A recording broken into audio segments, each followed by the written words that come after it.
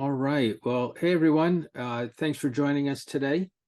I'm Doug Bennett, Acting Director of the New York Tech Alliance. And in a few minutes, Paul Ellis, Managing Partner at Paul Ellis Law Group, will begin today's event and introduce our esteemed panel. And before Paul begins, I have just a few items to share with you. Please know that we record our events to share with anyone unable to attend. Recordings are posted on NYTA's YouTube channel. To view this and past recordings, you can visit youtube.com/NYTechAlliance. And for anyone joining us for the first time, the New York Tech Alliance is a nonprofit organization serving the NY Tech community. And at the core of our mission, we drive access, equity, and inclusion to make the New York Tech ecosystem the most diverse and dynamic in the world. To learn more about us and how to engage, you can visit our website at nitech.org. Thanks to our annual sponsors who help make events like this one possible. Each has a presence on our website. You can learn more about them and how they support our community by going to nitech.org/sponsors. And special thanks to GSD Solutions and team for providing the event platform, technical, and production support. You can learn more about GSD and how they support our community by going to nitech.org/sponsors_GSD_solutions. And lastly, we love and welcome support to help us produce and deliver our programming. 3 ways you can help include: add a donation when you RSVP to one of our events, become an individual or corporate member of the Tech Alliance, or simply make a small donation. And with that, I'd like to introduce Paul Ellis, again, Managing Partner at Paul Ellis Law Group and one of the founding members of the New York Tech Alliance. Hey, Paul, thanks for being with us today and organizing a great discussion and panel. I'll hand things off to you. All right, Doug, thank you very much. And thanks to all our panelists and participants today. We've got a good turnout, which is always great. We actually just had a great conversation in one of the breakout rooms, and looking forward to a great session. So again, welcome to all. My name is Paul Ellis. I am on the board of New York Tech Alliance and involved in the founding of the organization. And I run this series of events on legal issues for startup technology companies. Those who are regulars for the series know we have done sessions on various types of venture VC issues, angel finance, how to pitch to investors, how to enter the US market from abroad, intellectual property protection, M&A, I mean, a broad selection of topics. Our videos are available at the Tech Alliance YouTube channel, as well as the resources page of my firm's website. So today's event, Negotiating VC Term Sheets, Fundamentals and Recent Trends. Really interested for this topic. As people know, the financing world is changing pretty dramatically, or has changed over the last year or two. So it's high time to get back to this topic. We've got a great panel. We have Alan Wink, Managing Director, Capital Markets of EisnerAmper, and Chris Yu, Managing Director of Xcellerant Ventures. So we will. You're really looking forward to their comments and their insights today. To start out, we are each going to do a quick introduction about ourselves, and then we will get into the substance. So, beyond Tech Alliance, I am the Managing Director of Paul Ellis Law Group. We are a 12-person firm located in Midtown Manhattan, but we also do work around the country, especially California, Texas, Massachusetts. We represent small to mid-sized tech and tech-enabled companies, as well as venture funds. Our clients are looking to us to give them cost-effective solutions to their legal needs so they can focus on growing their companies beyond venture capital and angel finance. We represent companies in the life cycle of issues they're facing, whether it's formation, IP protection, employment agreements, equity plans, M&A exits, general operations. Our attorneys all come out of major law firms and top law schools. So we're able to provide big firm expertise with the personalized attention and cost structure of a boutique. In recent months, we've had a lot of clients that have come to us that were formerly with the larger tech law firms, as they found our combination of startup and VC expertise, along with a billing structure that's maybe 50% of the big firms, makes us a very compelling value proposition. So happy to speak to anyone. You can send me an email or set up a meeting with my Calendly link, which will be in the chat. With that, I will turn it over to Alan. Thank you very much for that, for the introduction. My name is Alan Wink. I'm the Managing Director of Capital Markets for EisnerAmper. We're a global accounting and advisory firm with over 4,000 people across the United States and 6 international offices. We are actually private equity backed. We sold a piece of our business to Towerbrook Partners about 24 months ago. So we practice what we preach. We work with a lot of companies that are private equity and venture capital backed. In my role as managing director of capital markets, I work with many tech companies and life sciences companies across the country in areas of capital formation, corporate finance, merger, acquisitions, divestitures, strategic alliances, joint ventures. And I also help our clients to build and execute upon growth strategies for their businesses. And it's always a pleasure to join one of Paul's panels, and I look forward to participating today. Thank you, Alan. Chris. Yes, hi, I'm Chris Yu. I'm a general partner and one of the managing directors in Xcellerant Ventures. We're a fund in Arizona investing in health tech, med tech, and tech bio solutions. We're a first-time fund, which I think will bring a little perspective and color to this discussion, which means that we are investing in those companies that we believe have truly transformative solutions that can help lower the cost, increase the access, and improve the precision of medicine. And we have started investing in companies that are at the seed to early Series A stage fundraising.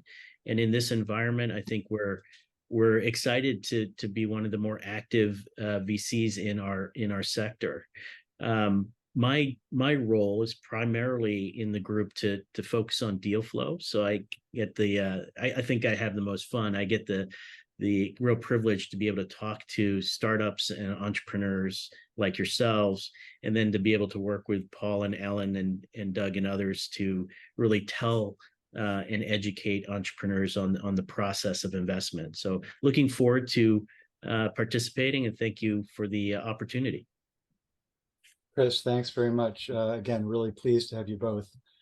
All right, so we can jump into the substance. We've got a lot of material to cover. We're gonna probably go over a little past 1 o'clock, maybe 1:10, 1:15. I will say, though, we probably still will not get to everything we'd like to talk about, but we'll jam as much in as we can. So what are we going to talk about? We will start with a market update, thanks to Alan, to talk about what the financing market looks like today. We all know it's a lot different from what it looked like 1 or 2 years ago. We're going to talk a little bit about how do we source VC money these days, which has become a lot more challenging again than it was not so long ago. How do we identify VCs? How do we choose among them? Preliminary considerations for VC negotiations, things to keep in mind as you enter into a venture deal.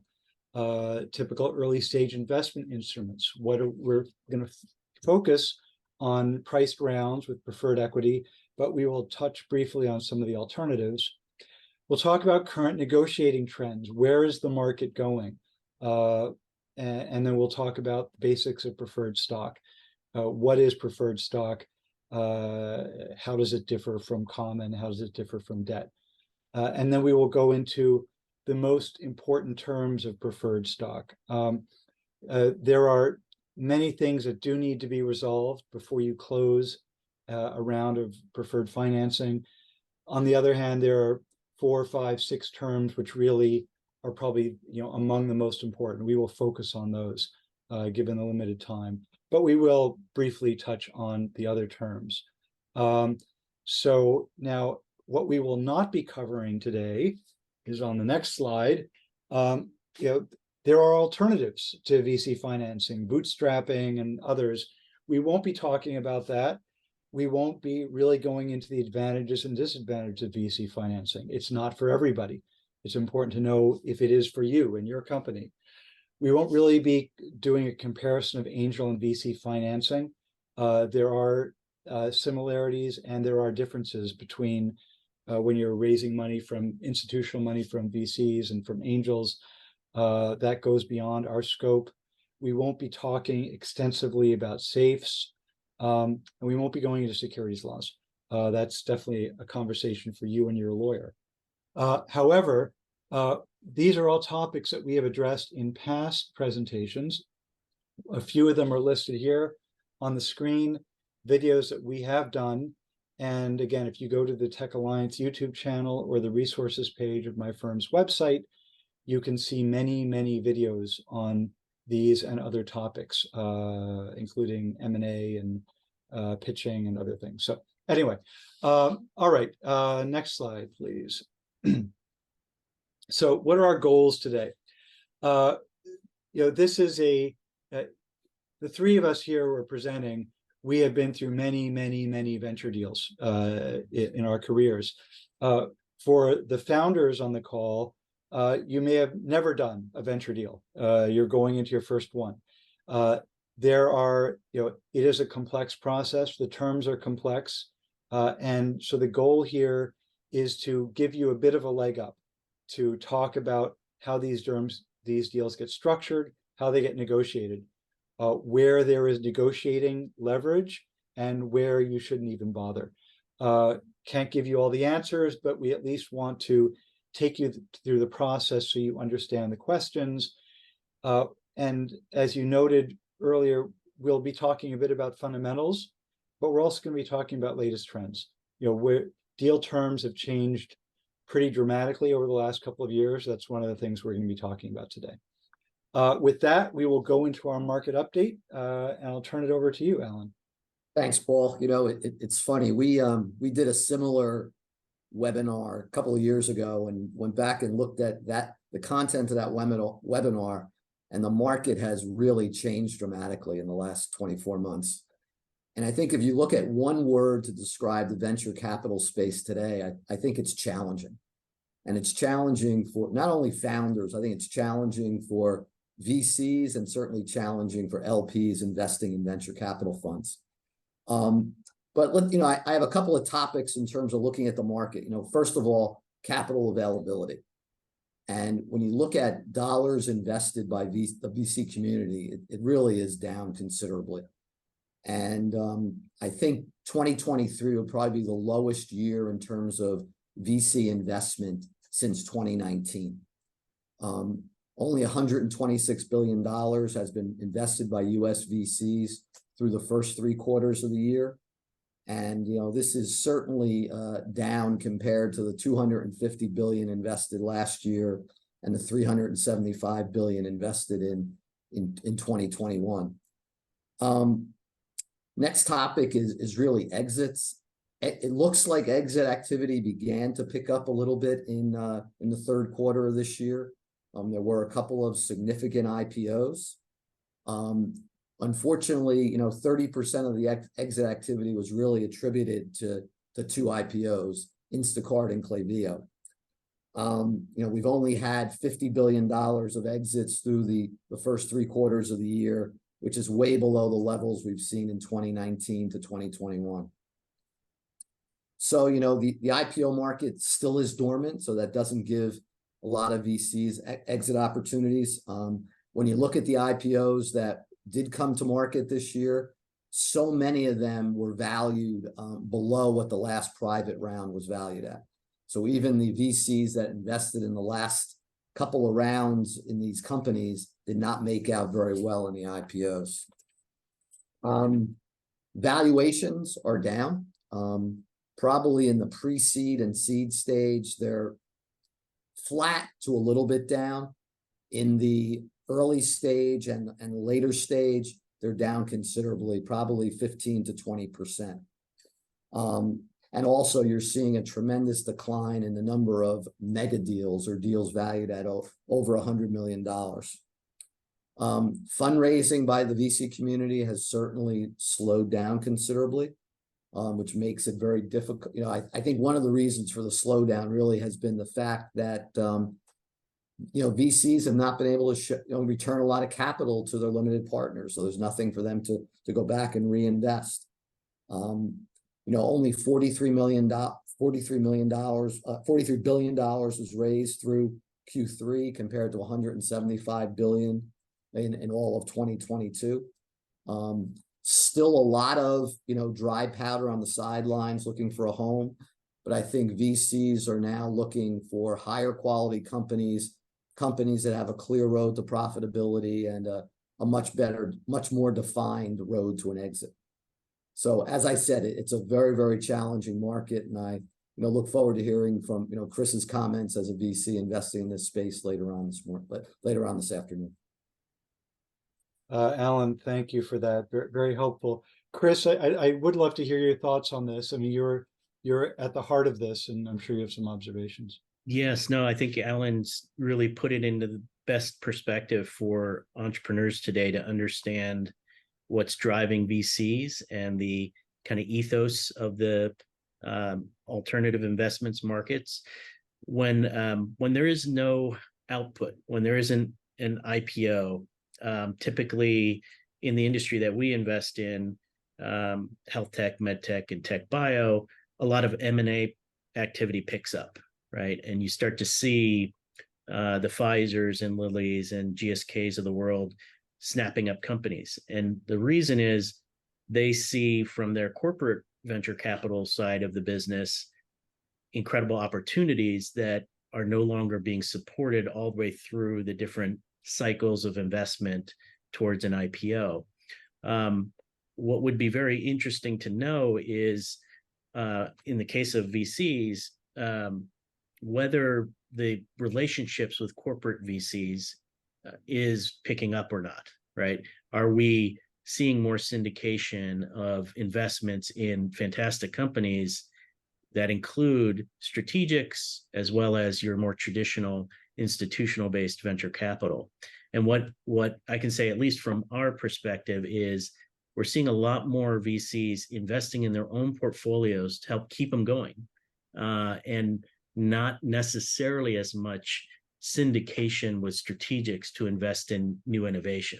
So I think that's going to impact our market quite a bit, is this whole chill of the ability to convince LPs to put more money into VCs without any IPOs is going to make it so that innovation may suffer from, you know, being brought to market. So I think this data is completely in line with what we're seeing. Chris, thanks for that. Yeah, I would say, you know, and we talked about this among the three of us, that, you know, we're also seeing fewer. You know, 2 years ago, we'd see more priced Series A rounds. You know, like VC doing a priced round.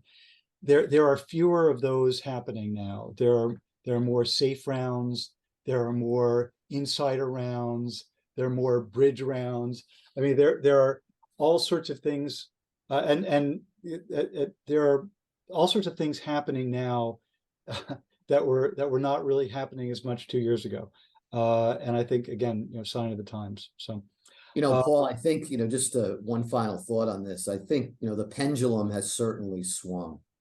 I think, you know, 2 years ago, you know, maybe founders had the upper hand a little bit in terms of dealing with investors. And I think it's come full circle now. And I think, you know, the investors certainly have all the leverage here today.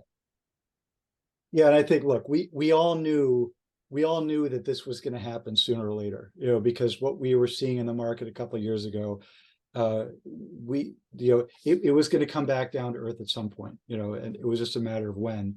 The question, I think, now really is, you know, like, have we bottomed out, and are we back, you know, on a, is the cycle turning? And if not now, then when? I don't know. Chris, do you have any thoughts on that? From Yeah, what you we're right in the middle of negotiating an investment with a startup, and what I can tell you is, the technology is extremely exciting, and this founder has talked with very blue chip level VCs, and a common comment back to him is, find us a VC who's willing to lead, and we're likely to come in. And why would they say that? And when you think about it, a lot of these VCs are very concerned for their own portfolios, right? They are seeing their companies needing to really buckle down on expenses. 18 months at least of runway is necessary for this market. So not willing to step out and take risk right now, which again, to Alan's point, puts more power in the hands of the VCs, because there's a time frame here that gets longer and longer for entrepreneurs to raise money. So I think that's what we are seeing today, is that everyone's waiting for someone to lead, and finding that lead VC is critical. I think that's a key need for these entrepreneurs today. Yeah, that's a very good point, Chris. Thank you for that. All right, we're going to move on to the next slide. I will say we'll try to do some Q&A as we go, and hopefully we'll do a little bit at the end as well. You can put your questions into the chat, and we will pick them as best we can.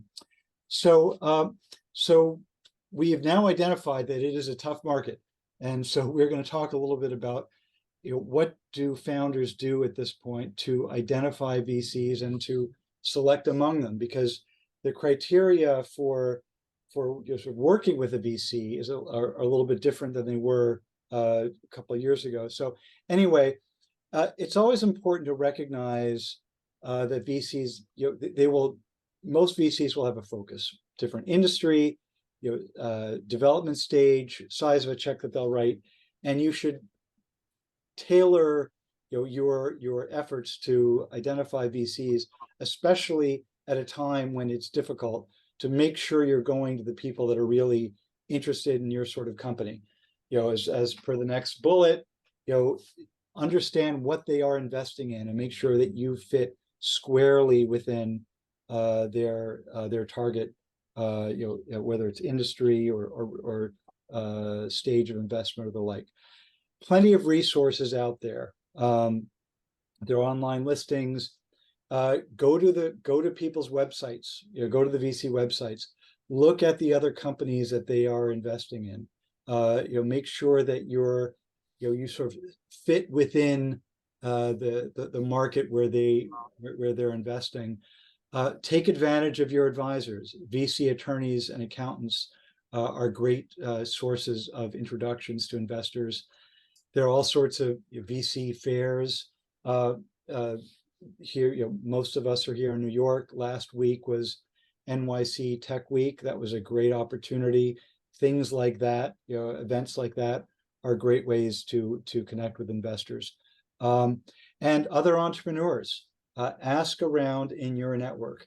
It is always better to get an introduction to a VC than just to come over the transom, especially in this market.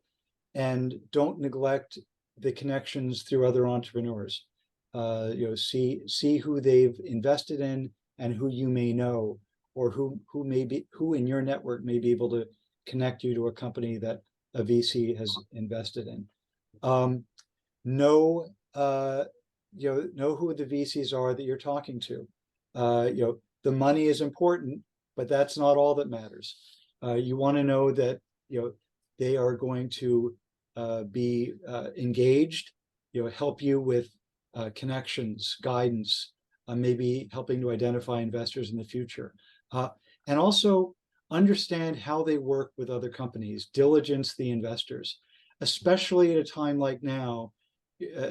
Now when there are a tougher market, companies are getting into trouble, and when tough times come around, you want to know that your investors are going to be there for you. They're going to support you. They're going to work with you. they will be constructive. So speak to other, if you're talking to an investor, speak to other companies that investor has invested in and find out what their experience was. Last thing I'll note, especially in this market, this is something that Alan, Chris, and I were talking about. You need to know who's actually writing checks, because just because people may be taking meetings, getting pitches, but the question is, are they actually actively writing checks right now? Because not everybody is. And at a time when your time is tight and money is tight, you need to focus your efforts on the most likely VCs. Chris, you have thoughts on that? Yeah, these are just the perfect bullet points. Really captures the state of the industry and why paying attention and doing your homework on VCs is so critical at this stage. I know Alan and I met at a young startups conference where VCs and entrepreneurs are put together in the same room. And I think the speed dating approach is helpful. But at the end of the day, even with that approach, you need to do your homework to understand all of the mechanics of why a VC is at a particular event. What the general partners are most interested in. Doing a little bit of sleuthing on each of the general partners, and then understanding that the warm introduction is probably the most efficient and most productive and effective way to get to a VC who would be interested in investing in you. Thinking of it this way, a lot of folks would end up maybe approaching a Sequoia or those level blue chip VCs to just try and get attention on their product or their technology.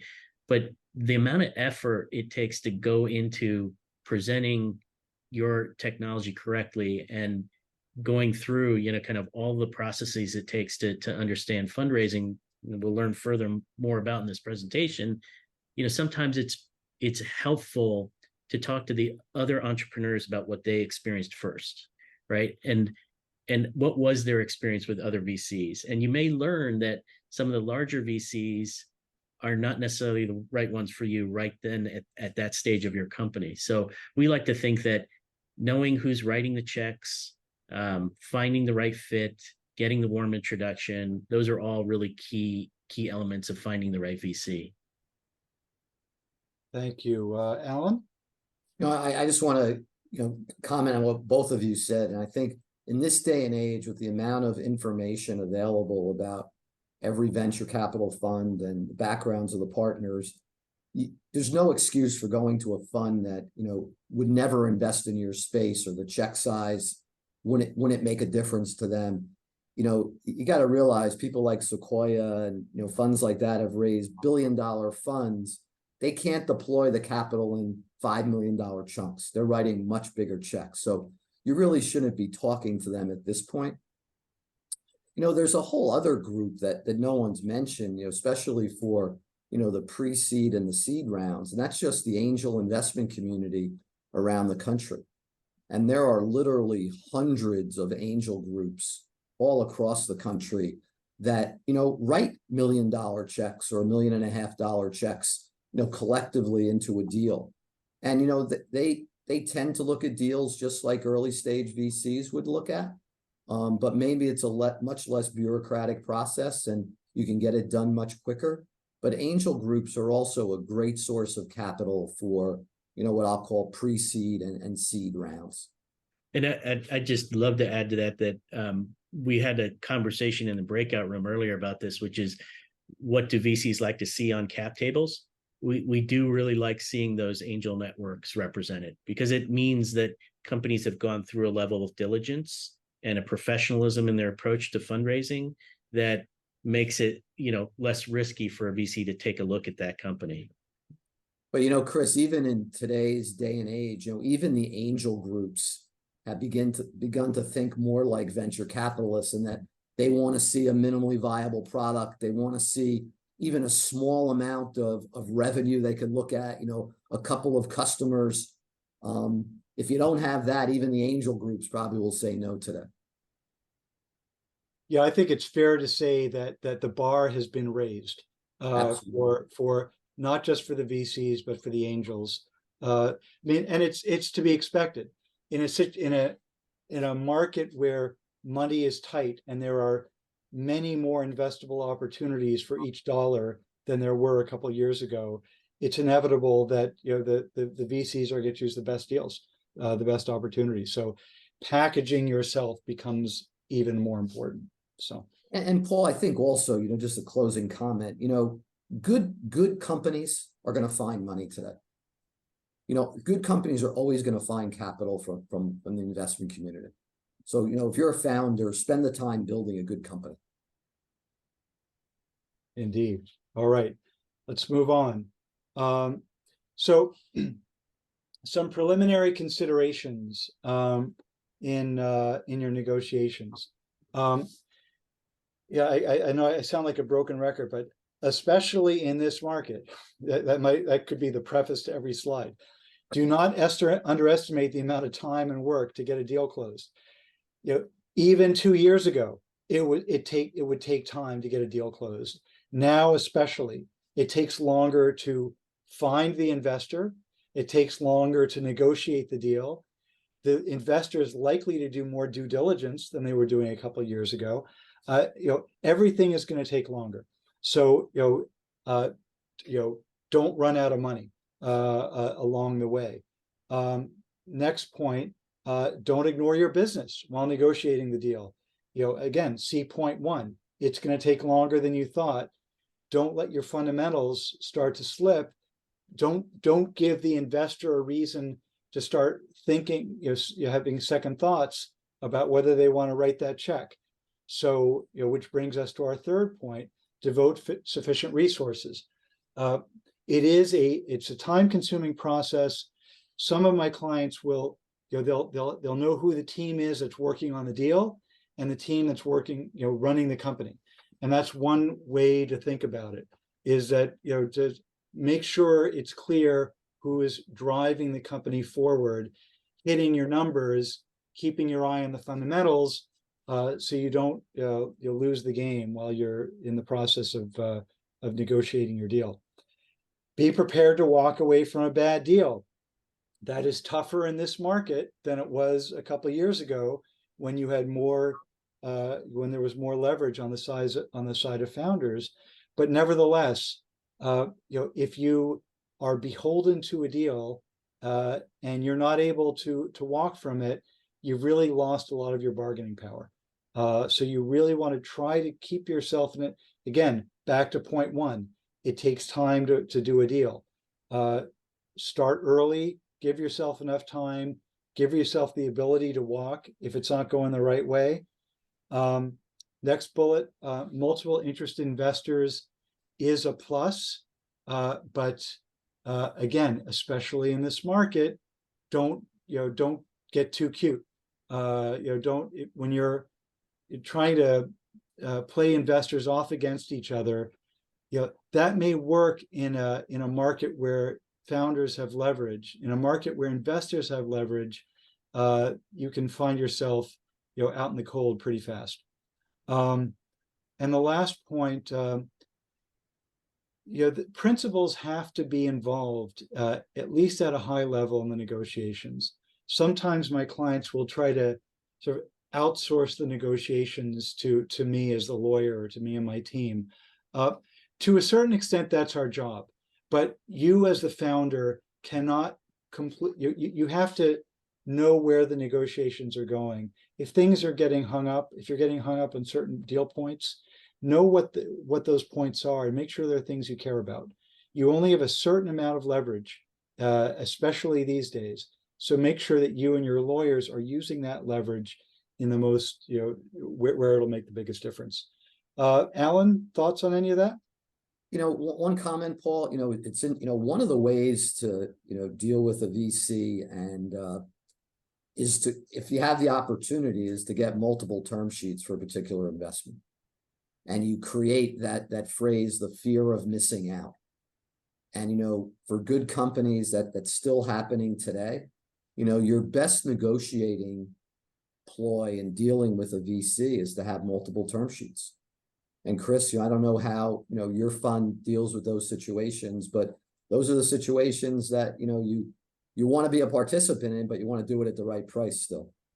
So I think if you can create multiple term sheets, you have a much better negotiating strategy with investors.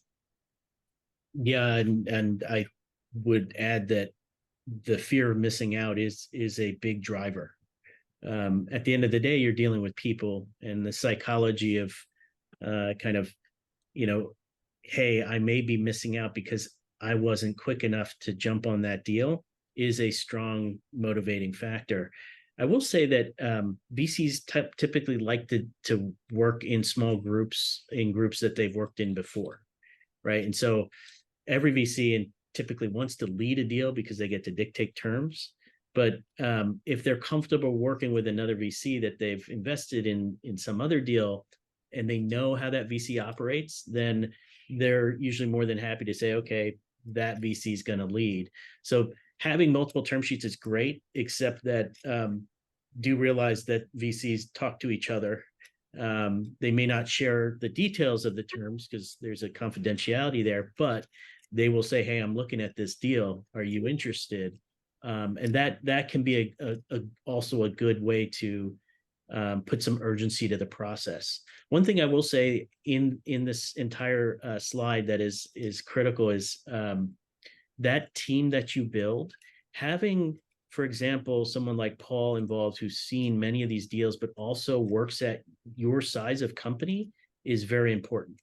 Being able to combine the business decisions with the legal advice at the right stage of your business is, I think, really important, and it reflects on you and your decision making as you approach investors. We like to typically see smaller law firms that are dedicated to your business than perhaps a larger, we'll call them again blue chip law firm that's going to charge a ton of money and make you spend that money on legal instead of building your business. So I would just point that out, is that it's important to have a team with you that can move fluidly with the negotiations and does know the line between business decisions versus legal considerations.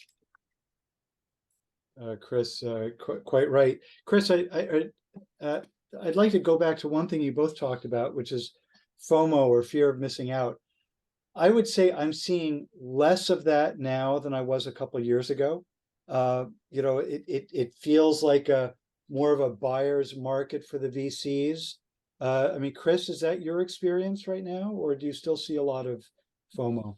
Yeah, I think there's more an elongated time frame here. So that first bullet point is absolutely true. It is taking longer to close deals, and so even though that FOMO is never going to go away, there is some comfort to VCs right now today to say, if I wait another week or two to do a particular step in due diligence that I really wanted to do, but in the past I might not have done, we feel more confident that we can do that step.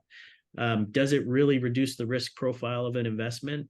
I think it's important to remember psychologically for the VCs, we're always thinking about our limited partners and is this the right investment? So anything we can do to reduce risk, we're still going to do given a particular time frame. So I think the FOMO is still there. It's just we have more time to do the due diligence than before. Got it. Understood. All right, let's move on to the next slide. Investment instruments. We've touched on this a little bit. So there are sort of three instruments that are commonly used these days, and I think people who are familiar with investments will be familiar with the instruments. SAFE, it's a simple agreement for future equity. That's something developed originally by Y Combinator. Those forms are available on the Y Combinator website. Convertible notes is what we used to use instead of safes. Before safes came along, we'd use convertible notes. And there are some similarities between safes and convertible notes. They both convert you don't set the value at the time of the investment. So they're both easier, faster, and cheaper to negotiate and document. And the valuation decision gets kicked down the road to the first priced round. They convert into equity at the first priced round, the first preferred round, usually at a discount or subject to a cap. I would, well, then I'll go, the next one is preferred stock. We're going to spend some more time talking about that today. That is a true priced round and is what most venture investments get done with. Safes are more commonly seen in angel rounds, friends and family rounds, sometimes in early stage venture rounds, although less commonly. And again, preferred stock is a more significant undertaking. There are standardized documents from the National Venture Capital Association, NVCA, that help to reduce the costs, but doing a preferred round takes longer, takes more time and attention for the founders, and costs more than either of the alternatives. But it will be demanded by most VCs. I don't know, Alan, thoughts? I guess, when you think about preferred stock, and I know we're going to get into this in a little bit, Paul, but probably the two biggest changes that you've seen have been the issue of cumulative dividends on this preferred stock, and also the issue of liquidation preferences. And I've seen some data recently that 9% of deals done in 2023 had a liquidation preference of 1 or greater, and it was only 2% of the deals last year. So it's almost a 4.5x change in terms of the advent of liquidation preferences. And just one other thought, and you mentioned it, the reasons that safes and convertible notes came into vogue a couple many years ago was the fact that they were cheaper to do. Legal fees were much less than a preferred stock offering, but once again, I think we're for the larger deals, we're definitely looking at preferred stock. Absolutely. Chris? Yeah, no, I agree. I think the preferred stock is what VCs are going to want to look at first. I think accepting that the industry is doing what it can to be flexible in the environment where we are. Companies doing safes and convertibles first and setting valuation caps and discounts to the next round. I think there's now a standardization there. But what we're talking about today is really how do we understand the priced round and what terms in the preferred stock holding matter. What are the ones that we need to pay attention to? Got it. All right, we are going to go on to the next slide, although we've pretty much covered all this, so we'll go over this one pretty quickly. We've talked about deal terms are more investor friendly, valuations are level or diminishing, fewer VC rounds happening. As I mentioned earlier, fewer priced and competitively priced rounds. We're seeing more safes, insider rounds, and bridge rounds. The founders on the call will know as better than the three of us that many companies that last raised, it was 18, 24 months ago, and some people are running low on cash, which is putting more pressure.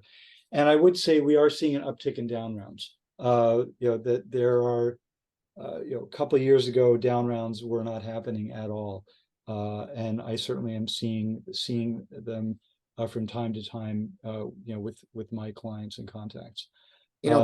Paul, it's interesting because we spoke about the fear of missing out a couple of moments ago, and the fear of missing out in 20 and 21 caused valuations to go to skyrocket. And a lot of founders were really happy that they were able to raise capital at those valuations, and now you fast forward 18 to 24 months later, and they didn't accomplish the milestones that they thought of with that money. They're running out of capital, as you said, and now they have to go out and raise money in a much more challenging environment. And there's your down rounds. Yeah, and I think that points to why looking at specific terms, in the investment and negotiating about them makes so much sense, right? The anti-dilution provisions, for example, matter in that case quite a bit. Yeah, no question about it. All right, we will move on and talk a little bit about the basics of preferred stock. And this is really for those who are very new to this process, but so they understand what we're talking about here. Preferred stock is essentially, it's a class of stock which has some features of debt, is a way to think about it. It is paid out after the debt. Upon an exit, it's paid out after the debt, but before the common. So in that sense, it gives the investors some downside protection because once the debt gets paid, the investors will get paid before the common in a downside event, a situation where the company is being sold for a relatively low price. On the other hand, in a favorable exit, it will convert into common and will share in the proceeds, same as the common. So the investors, they get downside protection, but in a big exit, they will share in the proceeds, same as the common, along with potentially some additional benefits that they will get. It has control features, protective provisions that will give the investors a veto over certain significant actions, exits, later financings, transactions. Investors will usually get a board seat, or at least the investor class will get a board seat. Preferred stock will strengthen the balance sheet compared to debt. It's typically, the nomenclature is such that it's issued in series. So there'll be a series C, and then an A, and then a B. Sometimes there'll be an A1 or A2, which will refer to shadow rounds. So sometimes you'll see that in the cap table as well. As we noted, preferred stock, as important as it is more complex, costly, and time-consuming compared to safes. But there are standardized agreements that can help to control those costs. As we noted, typical in VC deals and in many sophisticated angel deals. Chris, any reflections on that? I think, yeah, let's get into the more detailed definitions here, because I think those basics, every founder will need to know and should go to the NVCA website and start reading if they haven't already. Okay. Alan, any thoughts on your side? The only thought, Paul, is that, as a founder, surround yourselves with professionals who understand the mechanics of a VC deal. It's really critical. Yeah, absolutely. Okay, we're now going to dig into some of the significant terms in preferred stock. As I noted earlier, there are many terms that need to be resolved before you close a deal, but there are some that are really the most significant terms, and the ones that the founders will probably be most involved in negotiating, and that's what we're going to talk about right now. We're going to start out with valuation. This is usually the first thing that gets considered. What's the valuation? What's the purchase price? What's the amount of dilution? As those who have done this before will appreciate, valuation at this stage, it's an art, not a science.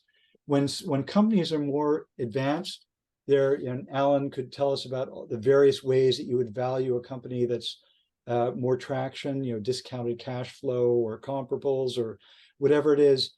At the early stage, most of the valuation methods one would use really are not of much worth. Ultimately, the valuation reflects what the investors are willing to offer. And as Alan noted, what is going to be particularly significant is if you have multiple investors who are looking at a deal, because then you are getting somewhat of a competitive process in terms of setting the valuation. We think of valuation, we usually at this point, when we're talking about a deal, we're talking about what's the pre-money value at the term sheet stage. But it's important to understand how value gets measured.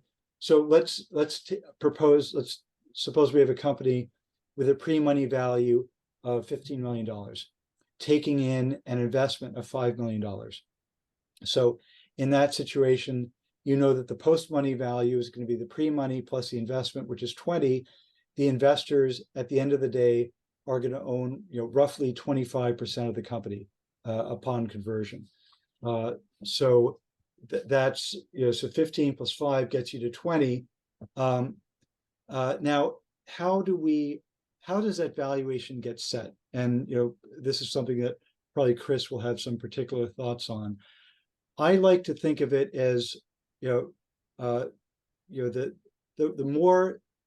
more risks you are able to remove to the success of your company, the higher the value you're likely to get.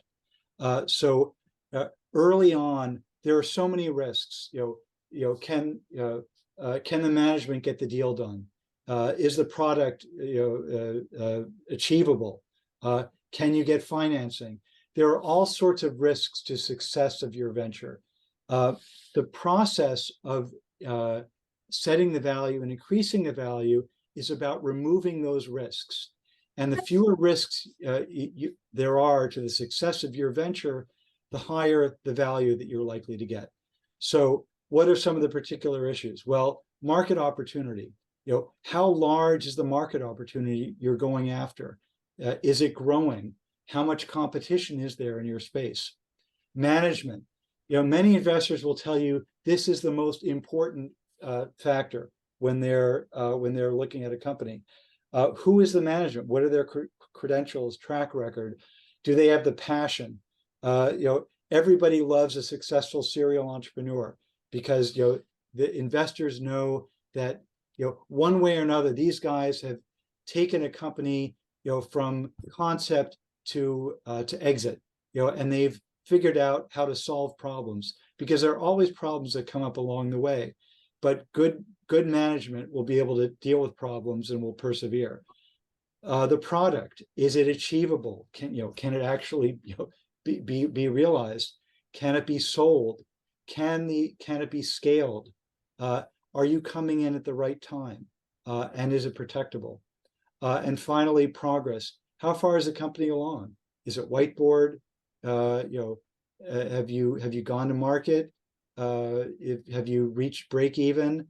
The further you've gone along, the more progress you've made, the more credit you're going to get with the investors, and the higher value you're likely to be able to achieve. Bottom line, better answers means reduced risk and higher valuation. And as we've noted before, your best valuation comes from having more than one interested investor. Chris, any thoughts on this? Yeah, I think we talked about how important it is to have your team put together. We're going to advise you on this process. Having a kind of a firm that understands the market is important. So while you think of maybe accounting firms as ones that just help you with books or file taxes or deal with investor relations, it's also important to have firms that see a lot of these deals, so they kind of have a thumb in the air perspective around, are you way off with your valuation, or are you in the right range? And I think Alan can definitely give us a lot of guidance there. The second thing I would say is don't forget about portfolio construction for the VC, right? So as the VC creates their fund, they think about the number of small checks, medium-sized check, big checks, and then how much dry powder they need to have behind, kept back, so that in future rounds they maintain their percentage ownership. So when you start to think about valuations, you need to fit in the window of the valuation that the VC is looking for your particular technology. We may look at 100 companies solving the same kind of problem to get to one that we'll invest in. So we're already doing comps from the very beginning, but really we're also thinking about, in our portfolio, if we write a check this big and it gives us this percentage ownership, and we can do this many follow-ons, we'll get this kind of return, which then, ends up being important to us for our IRR calculation for our LPs. Chris, thank you for that really important observation. Alan, your thoughts? I guess just a couple of comments. First of all, I think investors at the end of the day invest in team more than anything else. And they realize that the idea that they're investing in today, high probability there'll be several pivots before we achieve success. So they want to they want to be able to invest in a team that can pivot and has the expertise to do that. And also they want to invest in a team that's coachable. I've heard that from so many VCs, that you want to invest in people that will take your guidance and be able to accept your recommendations. So I think we can't downplay the value of people in the deal, and investors invest in the jockey and not the horse. The horse is important, but the jockey, I think, is far superior. Totally agree. I mean, Chris, how do you, in your view, how does a company in this market position itself in terms of valuation? Perhaps this is a situation where one doesn't want to be too aggressive. I mean, how do you counsel the companies that you're looking at on that question? Yeah, I think the good thing is we like it when they've shopped themselves around to other VCs, because it makes us feel like, just like in any market, the price is set by the market appropriately. Sometimes it's not, when markets get really out of whack, but we all feel like pricing of deals has come back down to earth, as people say, right? So I think knowing that there are other people with very sharp pencils looking at this other than us is very helpful for us, and we want that kind of analysis by others to help us feel much more certain about the valuation that we're setting. Got it. Great. Thank you for that. All right, let's move on to some other terms. Liquidation preference. This is really the touchstone of preferred stock, is the liquidation preference. So, this, we talked about in the beginning, the fact that the way preferred stock works is in a downside event, in an exit at a low value, the preferred stock gets paid out before common. The liquidation preference is the amount that the preferred holders get paid out before common. Now, in a lot of deals still, and certainly over the last 10 years, liquidation preference was pretty much always 1. You would get 1 times, or 1x, as we say, 1x the amount of your investment before the common would get paid anything. So, in a washout, you could have a situation where the preferred investors would get paid everything, all of the proceeds, and the common would get nothing, because they would at least have the right to get 1 times the amount that they had invested paid out before common. Now, in the current market, Alan touched on this earlier, where it has become more investor friendly, that multiple may increase.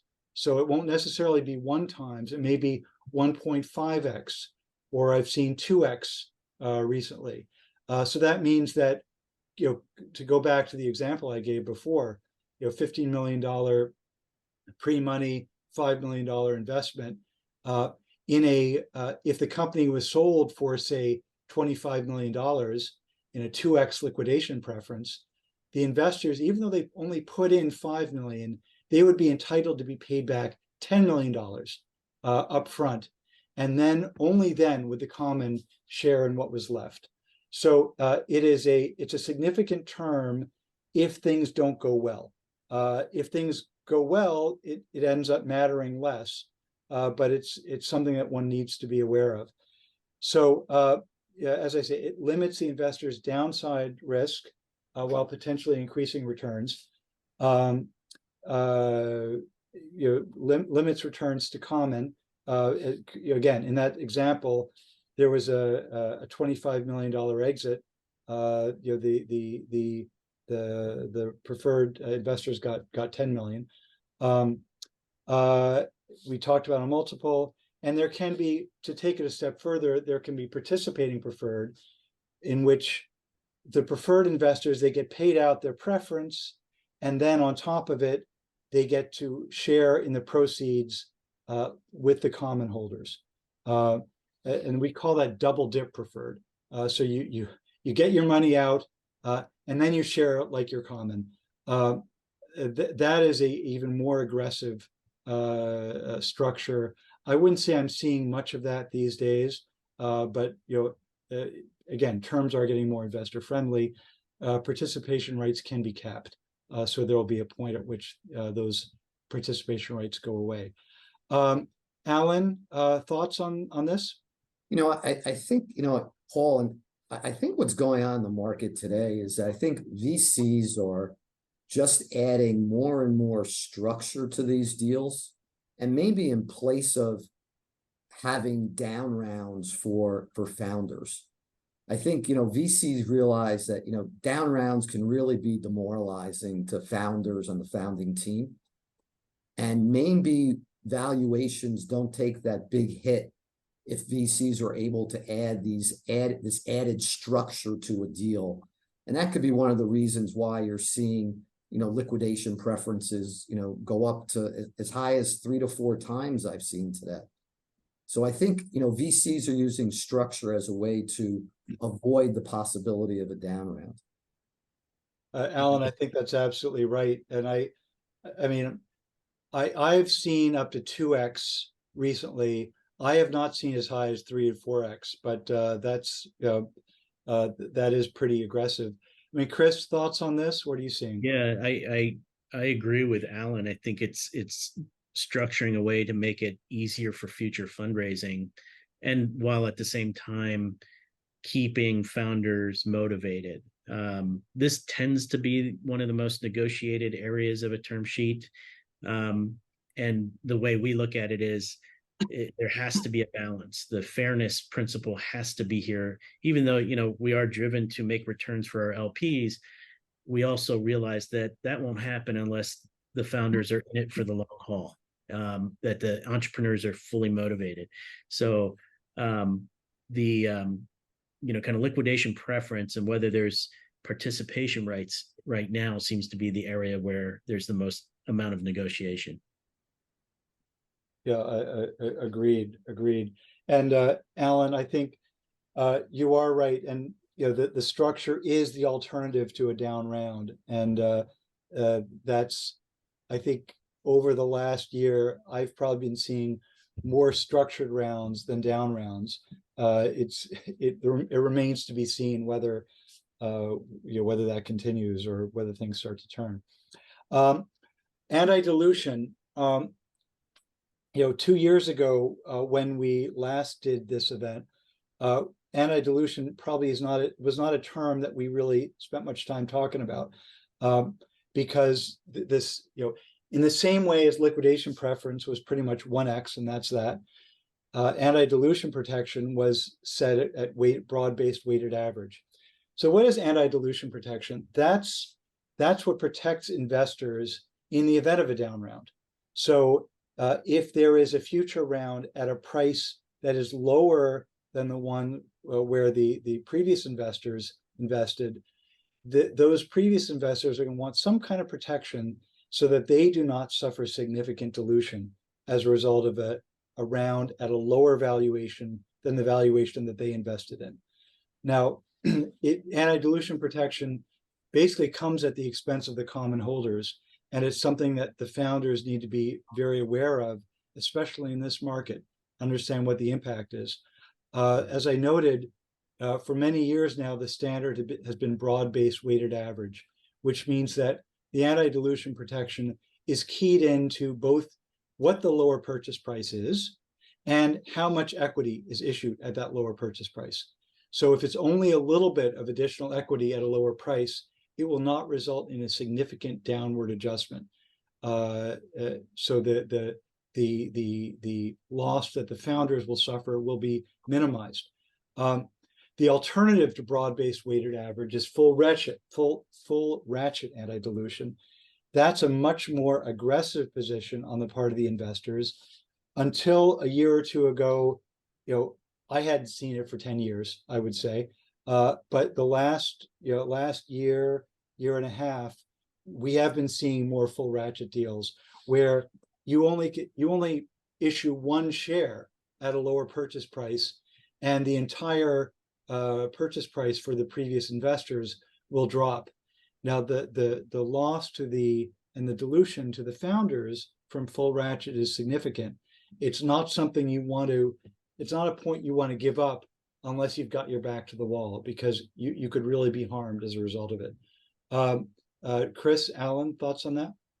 Yeah, I would also say that these points come in at every round, right? So your current investors are looking at anti-dilution clauses. Your future investors are going to look at what you negotiated in that round before them.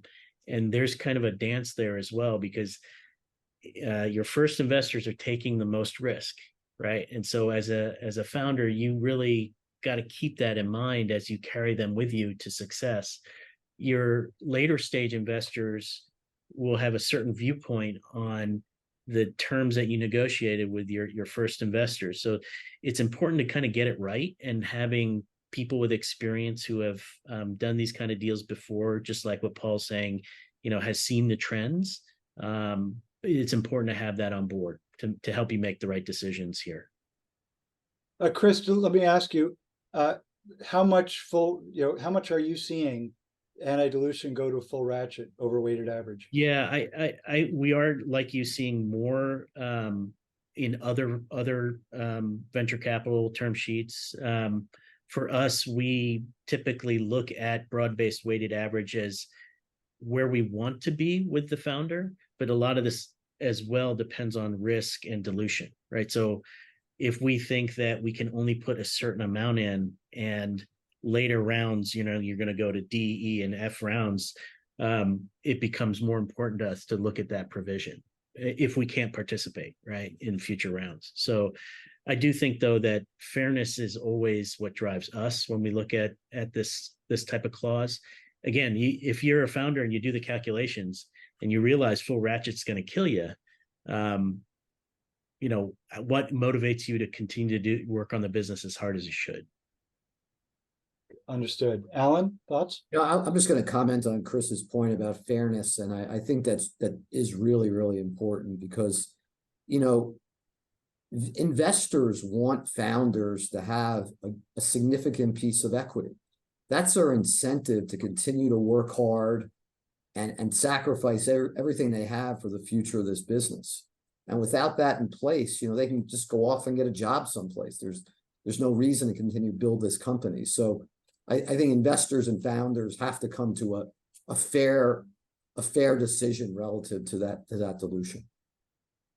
Yeah, no question about it. I mean, and as Chris, as you've noted, investors, the last thing they want, is to have founders who are not motivated, to run their company. So it does become somewhat of a conversation.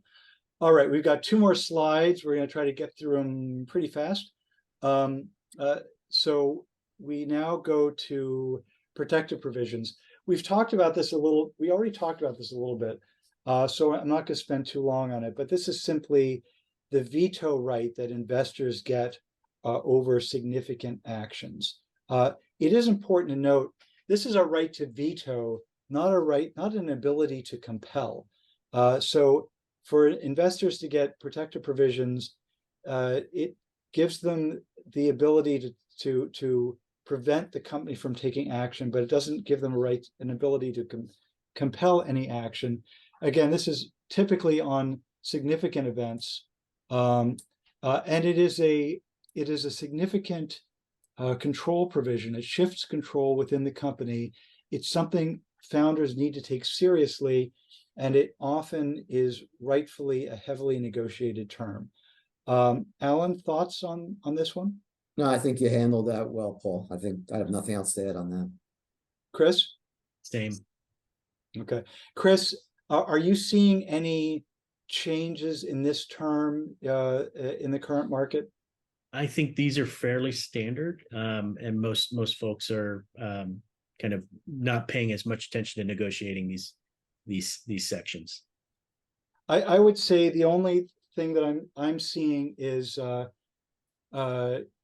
how the M&A, how an exit gets handled, because in a market where exits are becoming a little bit more difficult, and big exits are becoming more difficult, I'm seeing a bit more of a conversation in terms of the ability of the investors to block an exit, that they may not be, that may not be appealing to them.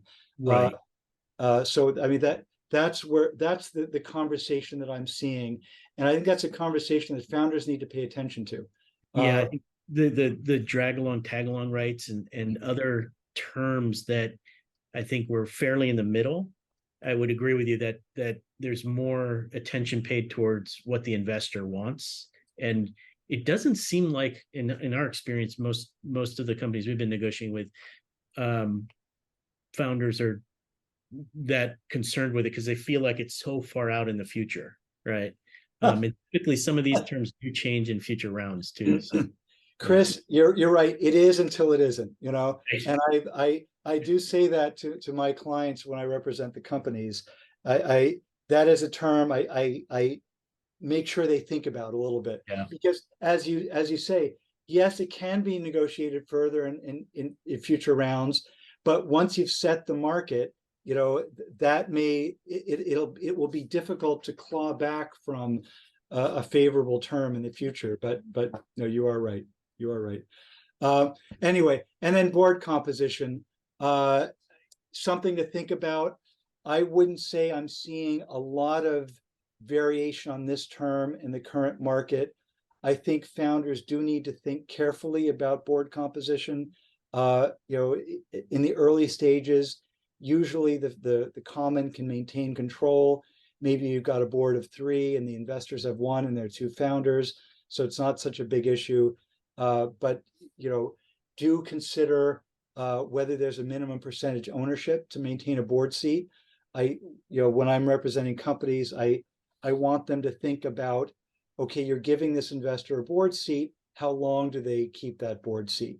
At some point, if they're early stage, their percentage ownership drop enough so they should be off the board. That will help you as the founder in the future, to sort of maintain a little bit of control over the company. But again, the other thing I tell my clients is, do not underestimate the significance of a non-voting observer. If somebody is in the room sitting at the table, even if they do not have a vote, they are still part of the conversation, and they will influence the conversation and direction of the company. So take that seriously. Don't just think of it as a non-significant give. Either of you thoughts on this? No, I think this has been fairly consistent over time, Paul, in terms of how investors are asking for board representation. And, you know, I think the other part of this discussion is, you know, what value do investors bring to a company? And it could be, you know, the introduction of really high quality board members that could really make a difference for a young company. Yeah, absolutely. All right, let's go to the last slide. This just is a catch-all of other important issues. We're not talking about them today, you know, because really by the time we get into these, when in your deals, it's going to be really a conversation between you and your lawyers to a great extent. But you know, the size of the option pool, investors will usually want to know there is an option pool that's at least through that will be sufficient up to the next round. Dividends, something that was less important a couple of years ago, it's become more important in the last couple of years. Conversion rights is the terms automatic conversion on which the preferred will convert into common. That really is inside baseball, I'd say, between you and your lawyer. Information rights, what will the investors get? Financial statements, is it quarterly, is it monthly, audited, unaudited? Think about that a little bit. Audited financials, more effort, more money. Are you giving monthly financials? That becomes a bit of a heavier lift. Maybe quarterly is better. Registration rights, again, of limited significance, I would say. Speak to your lawyer about registration rights. rights of first refusal and transfer restrictions, go hand in hand to some extent. I wouldn't say I'm seeing a lot of variation in this market on these terms. Rights of first refusal are simply the rights of the investors to purchase equity if founders are trying to sell. Transfer restrictions are limitations on founders selling their equity. Chris touched on drag along and tag along rights. We are seeing those rights, think about them a little bit more in this market than we might have in the past. Think about the percentage for a drag along. A drag along is simply traditionally, if the board and a majority of the stockholders want to sell the company, can they bring everyone else along with them? It is an important term. You are going to want it. Think about the percentage. Is it a majority? Is it 2/3? Preemptive rights, the rights of the investors to buy into subsequent rounds. To some extent, one would think of it as, well, sort of a no-brainer, but it is something to think about because for future rounds, you want to leave room for subsequent investors. Maybe investors that have a little bit higher name recognition. So you want to make sure there's enough left on the table for a future investor to come in. So a preemptive right may be something that is limited, maybe to the next round, or maybe to a certain extent, but it may sunset at some point. Redemption rights was something we weren't even seeing for a number of years. I wouldn't say I'm seeing much of them these days. I don't know, you guys may have more thoughts on that, but that's the right of the investors to force a sale of the company over sometimes 5 years. No shop provisions. That's a provision that for the life of the term sheet, you as the founder are not able to shop the deal to other investors. That's pretty, investors will usually want that. And then legal fees. Investors will usually want their legal fees covered. You'll end up giving that away. Just put a cap on it, I would say. Chris, anything on this list you'd like to take a quick shot at? I mean, the only other thing that's popping up a lot more is this, I believe it's CFIUS terminology. And probably people don't know what that is. I didn't know what it was until it popped up into certain term sheets. Is, this Committee on Foreign Investment in the US, that's what that acronym stands for, is there's certain terms in there about your technology, especially if it's technology that may have application in defense industry, or certain, for example, certain high performance chips are regulated. You might see that type of language in there as well, and that, again, that's more for the lawyers to, in my book, to kind of figure out whether you fall under that or not in your business dealings. Agreed. We are seeing CFIUS as more of an issue. So Chris, this is a commercial for EisnerAmper. We actually have a group looking at CFIUS issues. There you go. So we're working with a lot of tech companies that are accepting capital. So and it's interesting because many entrepreneurs are immigrants to the country, right? And so they have connections back to their original country of origin. And of course, a lot of those business connections could be valuable to the startup here. So it's just something to be aware of, and make sure that you talk to the companies like Allen's and Paul for legal to make sure this won't catch you later, right? Absolutely right, Chris. Alan, any thoughts on this slide? No, I think I'm fine. Great. All right. Last licks. 30 seconds. Alan, then Chris. It's a challenging market. Terms are certainly more investor friendly than they've been in the last 2 to 3 years. But I still think there's a lot of capital on the sidelines looking to be invested. And I think they'll be invested at reasonable valuations. So, for the founders, spend your time building great businesses. You'll get funded. Thank you, Alan. Chris?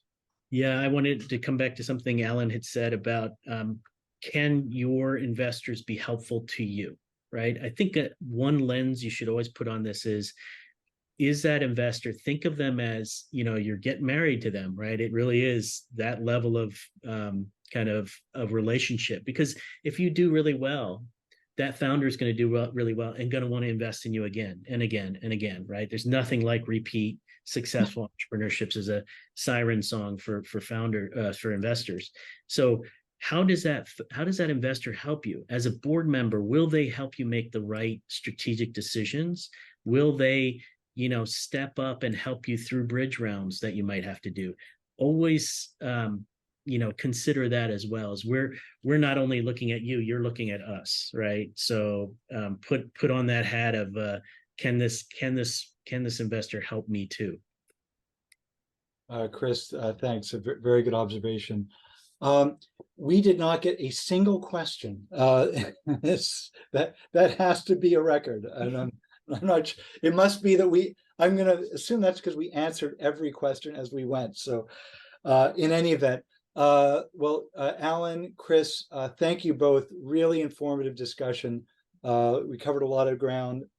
For the attendees, we hope that you all got value from this. We will have networking for another 10 minutes or so in the breakout rooms. We have put all of the contact information into the chat, so feel free to reach out to any of us. I do have my Calendly link if anyone would like to set up a meeting with me. Otherwise, I'll be in the breakout rooms.